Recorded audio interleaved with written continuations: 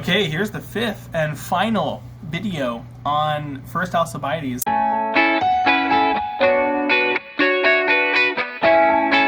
And it's just a short little thing, the divine mirror. What I'm calling the divine mirror. Socrates points out to Alcibiades, know yourself. If you told the eye to know itself, what would you suppose an eye would do? Alcibiades says, well, it would have to see itself, because seeing is the power of the eye. And Socrates says, indeed, how does an eye see itself? And Alcibiades says, well, in a mirror. It has to look at something that is like itself, namely its own image. And Socrates says, okay, and if you need to, if a self needs to know itself, what does it need to do? And Alcibiades says, well, it would appear that it needs to look at itself. Generally, it needs to use its powers, whatever the power that is specific to it. It needs to use that on an image of itself. And Socrates says, yeah, what is the specific power of the self? And he's going to, referring to the soul. What's the specific power of the soul? Aristotle will say, what is the specific operation of the intellectual principle, the form of the body? And it's understanding. It's reason. That's why Aristotle and Plato will describe man as rational animal. That's its specific property. It's an animal. It's in the genus animal, but its species is delineated by reason. That's what separates humans from all other animals, our use of the intellect. We have this part of us that is not dependent on the body and is specific to our substantial form, the soul. And our souls, as opposed to animal souls, are substantial souls. They actually can exist separated from a body. Whereas a dog's soul ceases when the body ceases. They cease together.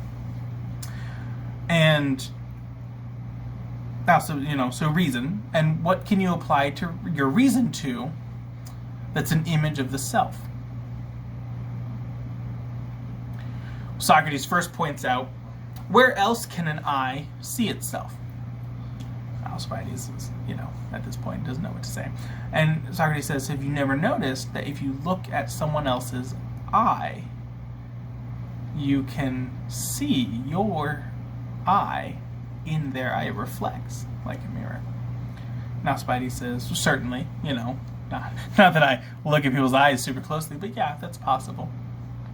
And Socrates says, well, in one way, looking at other selves, other people, is an indication of the self.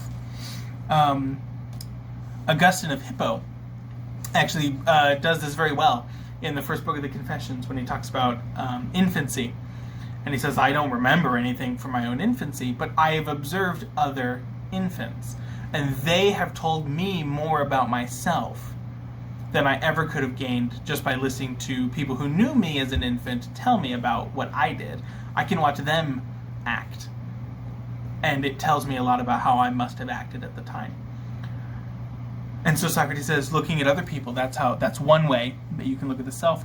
But the ultimate thing, and Aristotle will go on with this, the intellectual principle is the part of the human that is the closest to the divine, in that it is the part that is immortal, the part that goes on and can transcend physical reality.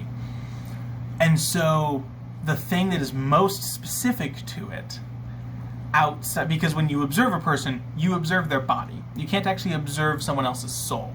You can only observe the body. And for Plato, again, that's a problem, because Plato doesn't believe that the body is part of the person. For Aristotle, this is less of a problem.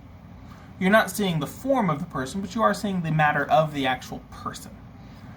And so Plato says, Plato's Socrates in the first Alcibiades says, you ought always keep your mind's eye on the divine, on the God, because that is the way in which you can always be certain of the form, of the most excellent form that you can be like, and you can approach being more like it. And I refer to this as the divine mirror. And the early church is all over this. The modern church, Christianity is just, really, this is their whole thing.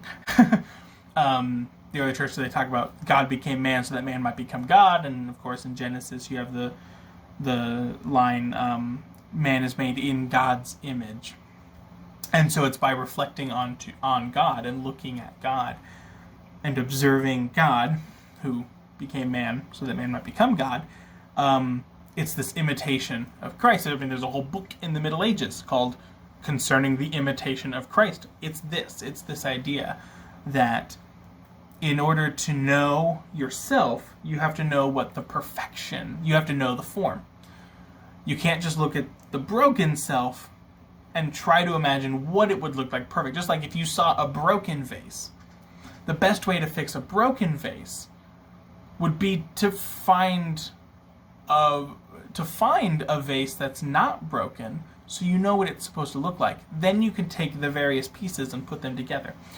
If all you have to go on is the broken vase, you don't necessarily know the goal. And if you don't know the goal, it's hard to make consistent progress. It's not necessarily impossible, but it's much harder than if you just know what the goal is. And so, for Socrates, and I think it's good for humanity to know this, if all we have is to look at broken selves, broken others, it's not impossible to attain great excellence. But it's much harder than if you just look at what is most excellent and model after that. And that is what Socrates calls the God. Aristotle will also call it the God. And then, of course, Christianity will call it God. And specifically, the easiest way of observing God is through Christ, because he became a human. He became something much more observable than just, the divine form that is entirely other and is invisible and all these things.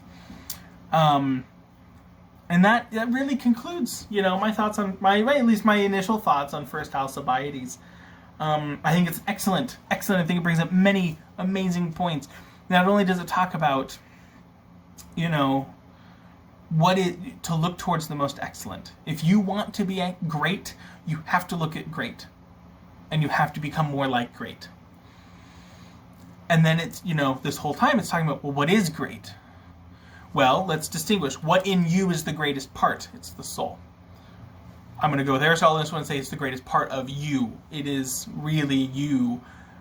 Your body is also part of you, but the soul is the more sort of excellent part because it's the form of the other. And you have to know, what are you trying to surpass? What's your true enemy? And really, it's going to boil down to, it's the self. It's the parts in the self that are hindered and are hindering you from more, and that's what you have to overcome. He gives you the 4 virtues, the 4 cardinal virtues, the 4 human endeavors that really can lead to excellence. Prudence, justice, temperance, and fortitude.